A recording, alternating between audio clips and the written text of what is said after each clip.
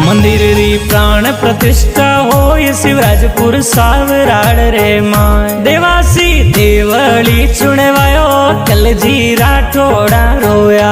मणक जी भीम गुमान जी भीम दाता चरणा राय दास। थोरा सेवक करे अरदास रखजो बालक योरी लाज। करे थोरा सेवक यार अरदास पधार जो कल जी महाराज।